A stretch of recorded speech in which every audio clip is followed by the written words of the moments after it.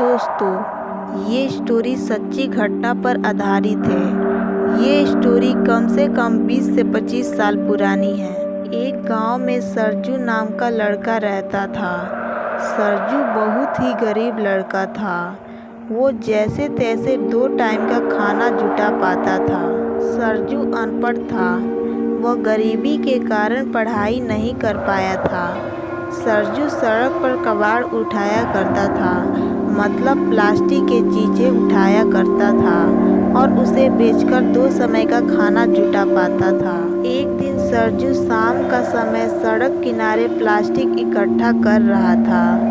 तभी उसको एक संदूक मिलता है। सरजू बहुत खुश होता है कि शायद इसमें खजाना होगा। सरजू उस संदूक को अपने प्लास्टिक के बोरे में रख लेता है और अपने घर ले जाने लगता है। अचानक ही तेज हवा चलने लगता है। सरजू बोलता है, अरे ये हवा कैसे चलने लगी? मौसम भी खराब नहीं है।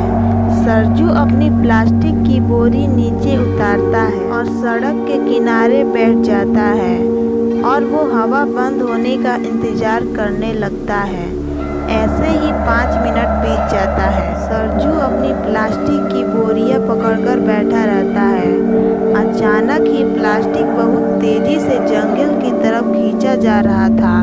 ऐसा लग रहा था कि प्लास्टिक कोई जंगल की तरफ खींच रहा है। सरजू पीछे पीछे दौड़ता जा रहा था और बोल रहा था, अरे रुक जा, कहाँ जा रहा है?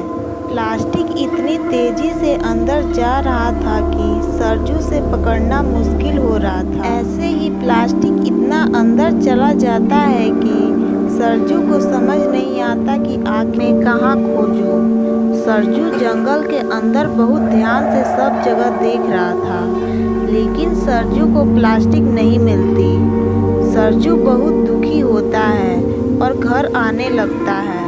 सरजू बोलता है, एक तो कितनी मुश्किल से खजाना मिला था, वो भी पता नहीं जंगल में कहाँ चला गया। सरजू अपने घर आ जाता है और रात में उस संदूक के बारे में सोचता रहता है। ऐसे ही आधी रात बीत जाती है। सरजू उठता है और खिड़की की तरफ देखने लगता है। अचानक ही उसको छन छन की आवाज़ सुनाई देती है। सरजू ये आवाज़ सुनकर बाहर आ जाता है और चारों तरफ देखने लगता है। तभी उसको दिखता है कि एक झाड़ी में बहुत अलग प्रकार का प्रकाश हुआ है। सरजू वहाँ पर दौड़कर जाता है। सरजू झाड़ी हटाकर देखता है कि वहाँ पर संदूक है। संदूक ही प्रकाशमय दिख रहा था।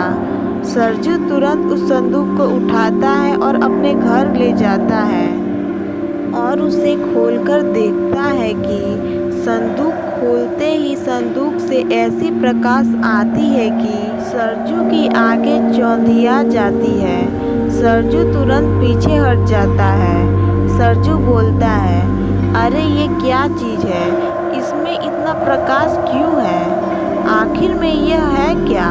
सरजू संदूक तुरंत बंद कर देता है और उसे उठाकर अलमारी में रख देता है और जाकर बिस्तर पे सो जाता है।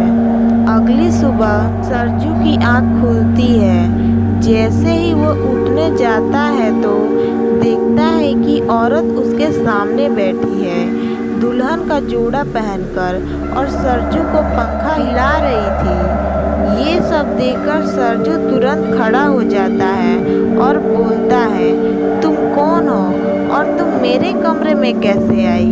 वो औरत बोलती है, आप ही तो हमको बाहर से उठाकर लाए हैं। सरजू बोलता है, मैं कब लाया तुमको?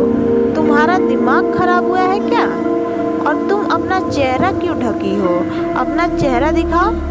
औरत बोलती है, मैं आपको अपना चेहरा नहीं दिखा सकती।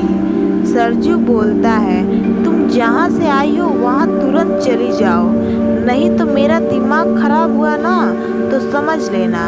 औरत बोलती है, कुछ भी कर लो, लेकिन मैं नहीं जाऊँगी, मैं यहीं पर रहूँगी और आप हाथ मुँह धो लो, मैं आपके लिए नाश्ता ला रही हूँ। सरजू बोलता है, नाश्ता? कैसा नाश्ता? मैं रोज ढाबे पर जाकर खाना खाता हूँ, समझ गई? तू जाएगी कि नहीं यहाँ से? तू औरत है ना, इसलिए प्यार से बोल रहा हूँ, नहीं तो कब का रूम से उठाकर फेंक दिया होता। औरत ये बात सुनकर रोने लगती है। सरजू बोलता है, अब रो क्यों रही हो? औरत बोलती है, आप हमसे ऐसी बदतमीजी से क्यों बात कर रहे हो? बदतमीजी? बदतमीजी तुमने अभी मेरी देखी कहाँ है? सरजू उस औरत का हाथ पकड़ लेता है और बाहर निकाल देता है। औरत इतना तेज चिल्लाती है कि सरजू का दिमाग सुन्न हो जाता है। पार्ट 2 देखने के लिए चैनल को सब्सक्राइब करके वीडियो को लाइक ज़रूर करें। हम समझ जाएंगे कि आप पार्ट 2 देखना चाहते हैं और कमेंट में बताएं कि हम पार्ट 2 कब लेकर आएँ।